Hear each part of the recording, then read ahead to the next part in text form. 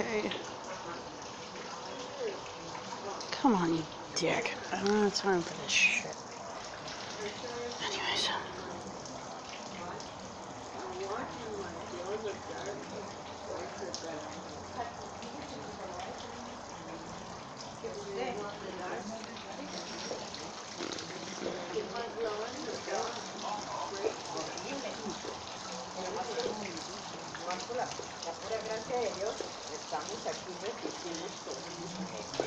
Ay, familia, así de que ahora no puede ver ayer.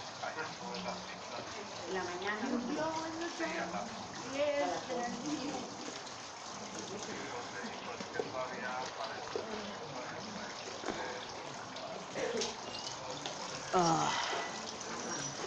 Let's see. 1988.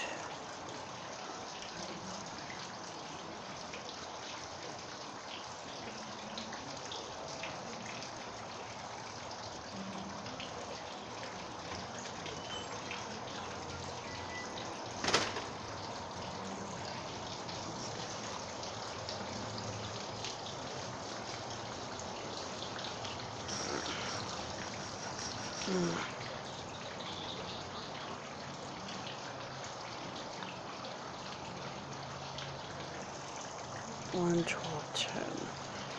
Okay. October 1st. Charles Adams died 2 days ago. On Friday, I worked for Malik, who answered the door in a breezy skirt, shirtless, and with more splotches of baby powder on his body. His son, Jason, kept me company as he was home from school with a cough. When his mother gave him medicine, she said, "Zishon, you got to take this because I hate people what cough." The boy described the medicine as ugly. His voice is raspy, and I like how reasonable his questions are. He's only 5, but told me he has 4 children, the oldest of which is 9 years old. I want this kid. If he were mine, though, he wouldn't be so charming. At 3 o'clock, Zeshon's sister Nija came in with 3 other girls' cousins from upstairs. Everyone was very excited because one of them had won a goldfish at school. If any of the children in my building got a goldfish, the excitement would come from watching it twist to its death in the gas burner. But these kids were genuinely innocent. It was like a first grade primer, a chapter titled The Goldfish Excitement. I return on Monday and I look forward to it. October 3rd. At the departmental potluck, I kept my mouth pretty much shut, afraid that if I spoke, everyone would realize that I don't know what I'm talking about.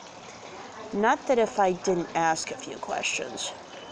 A couple of teachers talked about throwing people out of their classes, troublemakers.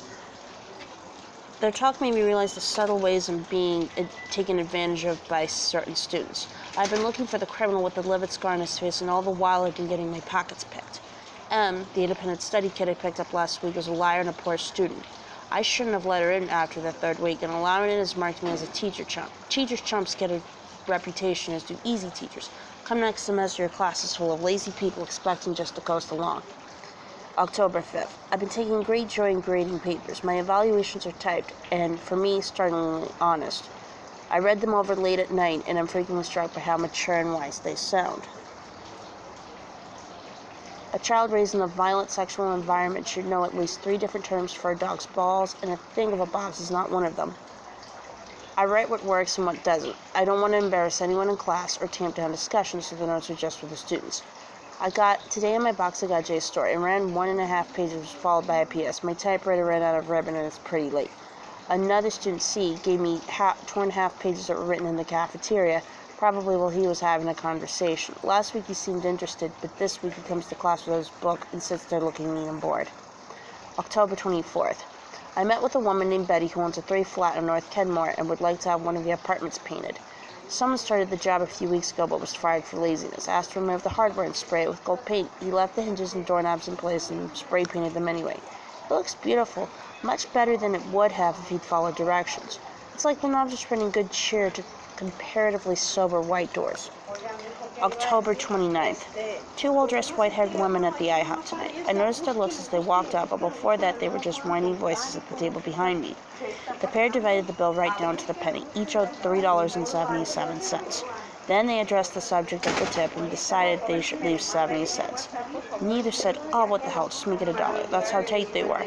One of the women who injured her finger early in the day was concerned regarding its treatment. This was the one named Lil. "I caught it in the door, but I'm holding up," she said.